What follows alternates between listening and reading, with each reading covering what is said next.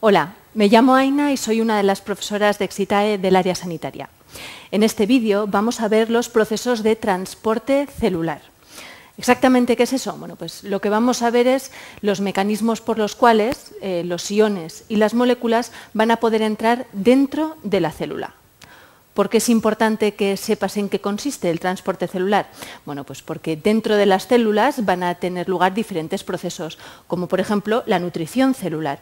A través de este vídeo vas a conocer cuál es el mecanismo mediante el cual dentro de la célula van a llegar iones y moléculas útiles para procesos como este.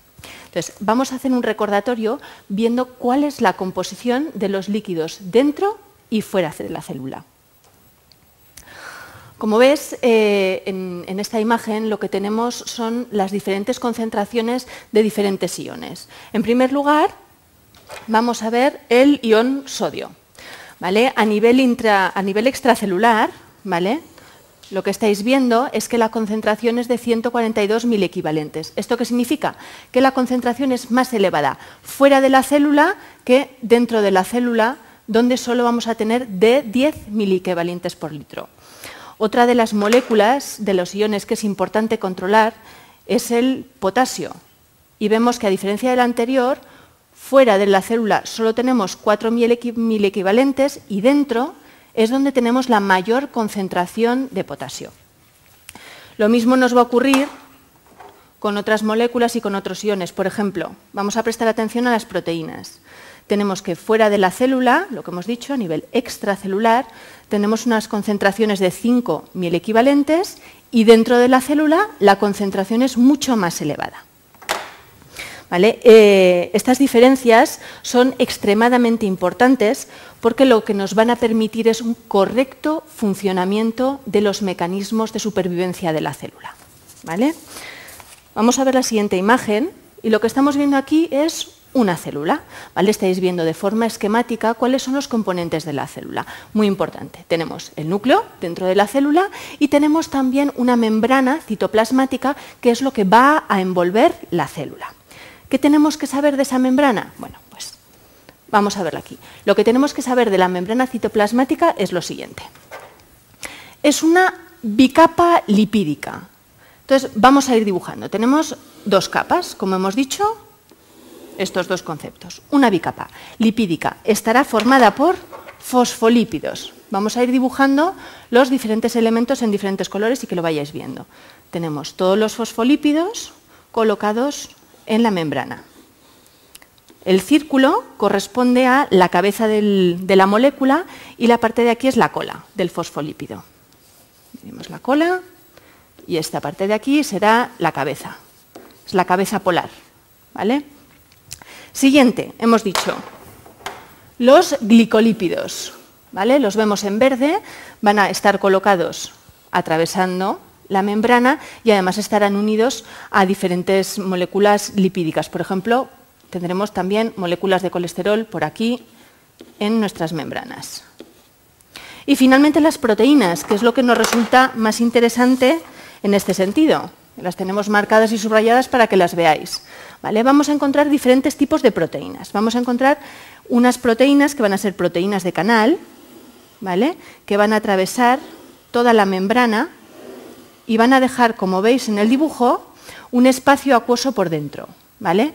¿Qué va a ocurrir? Que a través de ese espacio van a poder pasar, ¿vale?, los diferentes iones o moléculas gracias a estas proteínas. Vamos a poner aquí proteínas para que nos quede claro qué es lo que estamos viendo. ¿Vale? El otro tipo de proteínas que vamos a encontrar, ¿vale?, promoviendo el transporte a nivel celular, van a ser proteínas transportadoras. ¿Qué van a hacer esas proteínas? También las tenemos en azul. Bueno, pues las moléculas que vengan de fuera se van a añadir a esta proteína de forma que se pueda llevar a cabo el transporte. Y así, dentro de la célula, este es el interior, el citosol, dentro de la célula, esta es la parte exterior, perdonad, para que lo veáis claro, así dentro de la célula van a llegar, como hemos dicho, todas esas moléculas y esos iones. Entonces, ¿Cuáles son los diferentes procedimientos para que se transporten moléculas? Ahora que ya sabemos que tenemos unas proteínas de canal, cómo está formada la membrana, ¿cuáles son esos procedimientos? Bueno, pues el transporte de iones y de moléculas en la membrana se puede llevar a cabo por diferentes vías. Veamos a ver en la diapositiva qué es lo que tenemos apuntado y vamos resaltando. Bueno, en primer lugar tenemos la difusión o transporte pasivo, ¿vale? Que sería el grupo general, y en segundo lugar, la otra forma de transporte es el transporte activo. ¿Cuál es la diferencia entre uno y otro? Bueno, pues es imprescindible saber que la diferencia entre el transporte pasivo y el transporte activo es la participación de energía en el proceso. ¿Qué es lo que significa? Bueno, pues en el transporte pasivo no es necesario que la célula gaste energía. De ese modo, las moléculas van a entrar y van a salir de la célula sin hacer ningún gasto extra. En el transporte activo sí que va a ser necesario que moléculas como, por ejemplo, el ATP, el adenosin trifosfato, se consuman para poder hacer ese transporte. Va a suponer un gasto. La célula va a hacer un gasto de energía. Entonces, vamos a ver los diferentes tipos que tenemos de transportes. Tenemos, dentro de la difusión pasiva, ¿vale? De la difusión tenemos la difusión simple, como veis. ¿Qué significa esto? Bueno, pues vamos a echar un vistazo a la imagen y lo veremos. En la difusión simple, veis es este procedimiento de aquí. Como veis, no hay implicadas ningún tipo de proteínas, ¿vale? Esto que tenéis aquí, que os estoy marcando, son las proteínas que habría en la membrana que hemos dibujado antes. Entonces, directamente la molécula que tenemos aquí dibujada lo que va a hacer es pasar fácilmente a través de la bicapa lipídica que hemos dicho, y este procedimiento es el de difusión simple. Lo veis aquí. El siguiente, hemos dicho, difusión facilitada. ¿Quién va a facilitar esta difusión? Bueno, pues las proteínas de las que hemos hablado antes. Vamos a echar un vistazo. ¿Cómo va a ocurrir? Bueno, pues la difusión facilitada, que la tenemos aquí anotada, va a ocurrir, pues, por ejemplo, a través de proteínas de canal, que son las que hemos dicho que tienen una zona acuosa en su centro y van a permitir el paso de esos iones y de esas moléculas. Van a pasar a través, como vemos aquí, tenemos una de esas moléculas, y por esa zona acuosa van a pasar sin ningún tipo de dificultad y sin consumir energía. Volvemos a la anterior, tenemos difusión de agua.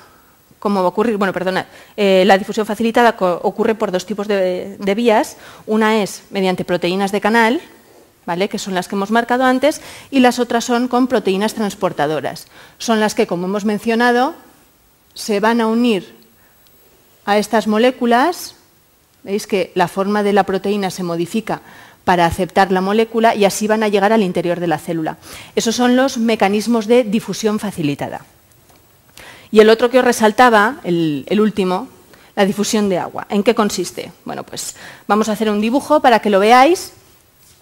Imaginad que dibujamos aquí una célula, primer cuadradito, y esta zona de aquí es el líquido extracelular, por ejemplo. Aquí tenemos una concentración de iones. Recordad que hemos dicho antes que había sodio, potasio y cloro fuera de la célula. Y dentro de nuestra célula, esto es una célula, vamos a tener otra concentración. En este caso hemos dibujado una concentración menor. Como veis, he dibujado menos iones dentro. Como hemos mencionado, el transporte a través de la membrana es complicado, para que lleguen dentro de las moléculas es muy complicado. Entonces, ¿qué va a ocurrir con mayor facilidad? Pues que entre el agua. Entonces pasará el agua desde dentro de la célula hacia afuera para equiparar las dos concentraciones. Os lo explico de una forma un poquito más sencilla. Imaginad que estáis metidos, por ejemplo, dentro de la bañera, ¿vale? Y estáis a remojo muchísimo rato. Seguro que os habéis fijado alguna vez que los dedos se arrugan. Esto es una forma de explicar el proceso de la ósmosis simplificándolo muchísimo, ¿vale? Pero pensad que la concentración de nuestro organismo es muy elevada. Tenemos muchos solutos, muchos iones, muchas proteínas y tenemos también agua, por supuesto, dentro del organismo. Y el agua de la bañera, donde estamos sumergidos, tiene una concentración muy pobre en iones. Obviamente la suciedad o el polvo que hayamos dejado en el agua va a quedar ahí. Pero el agua de dentro de la bañera está muchísimo menos concentrada que el agua que hay dentro de nuestro organismo.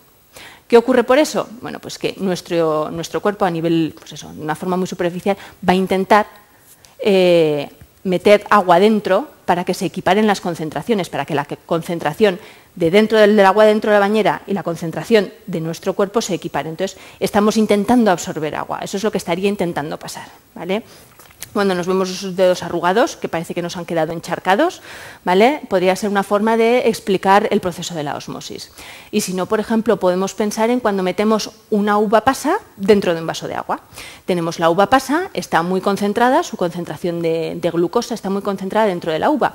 Y la piel de la uva pasa va a ser permeable. Entonces, ¿qué va a pasar? Que para equiparar las dos concentraciones va a meterse agua dentro de la uva pasa y por eso se nos va a hinchar de nuevo. Ese es el proceso de la ósmosis. Y ahora ya vamos al transporte activo, que es el último que hemos mencionado, ¿vale? En el que va a ser necesario la participación de energía dentro de la célula. Bueno, pues en el transporte activo simplemente podemos mencionar, para que os hagáis una idea, por ejemplo, las bombas sodio-potasio, que lo que van a hacer es pasar el sodio al exterior de la célula y meter potasio al interior, y se va a gastar para ello una molécula de ATP, ¿vale? Se está produciendo un consumo de energía para que tenga lugar. Lo mismo ocurre con las bombas de calcio. Va a ser necesario emplear energía para que se produzca ese movimiento de moléculas. Finalmente, vamos a ver unos movimientos a nivel celular que también se mencionarán seguramente en vuestro temario y que si no estáis estudiando con nosotros es probable que conozcáis, ¿vale? Os enseño la imagen para que podáis ver, ¿vale? Y vamos resaltando. En primer lugar tenemos la pinocitosis, ¿vale? Como veis en el dibujo, tenemos aquí una serie de moléculas que están haciendo fuerza, están presionando la pared de la membrana. De este modo, lo que va a hacer la membrana de la célula, la membrana citoplasmática, es invaginarse, meterse hacia adentro y dejar entrar todas esas moléculas, ¿vale? Se va a crear como un endosoma dentro de la pinocitosis. Y el otro proceso que es probable que conozcáis, y si no os lo explico, es la fagocitosis, ¿vale? Lo vemos aquí, en nuestra imagen. En la fagocitosis lo que ocurre es que parte de la célula, ¿vale?, va a crear unas prolongaciones para que puedan recoger esas moléculas que hay en el exterior e invaginarlas, meterlas hacia adentro, ¿vale? Entonces, ¿qué es lo más importante de lo que hemos dicho para poder recapitular todo y que quede bastante claro? Bueno, hemos dicho, tenemos dos formas de transporte de iones y moléculas del exterior al interior de la célula. ¿Qué diferencia va a haber entre esos dos procesos? Bueno, pues en el primer lugar tenemos el proceso de la difusión o el transporte pasivo y en el segundo lugar tenemos el transporte activo. La diferencia es que en el pasivo no va a ser necesario utilizar ningún tipo de energía para llevar a cabo el procedimiento y en el activo sí que va a ser necesario que la célula haga un esfuerzo, que consuma energía para llevar a cabo el transporte. ¿Cuáles hemos dicho que son esos mecanismos de transporte pasivo? La difusión simple, simplemente una molécula pasa de fuera de la célula a dentro de la célula. Hemos dicho también que tenemos la difusión facilitada, ¿vale?, que va a ser a través de esas proteínas de las que hemos hablado. Y después tenemos en el transporte activo, por ejemplo, las bombas transportadoras de iones sodio y potasio. Como ves, es mucha materia concentrada en un vídeo pequeño para que puedas saber un poco en qué consiste. Lo que te puedo decir es que si tienes cualquier duda al respecto, te puedes poner en contacto con nosotros, con los profesores de Exitae. Estaremos encantados de ayudarte a resolver cualquier duda que te surja. Y si no eres uno de nuestros alumnos, bueno, pues te invito a que dejes tus comentarios en este vídeo de YouTube para que podamos resolver las dudas que tengas. Un saludo y hasta la próxima.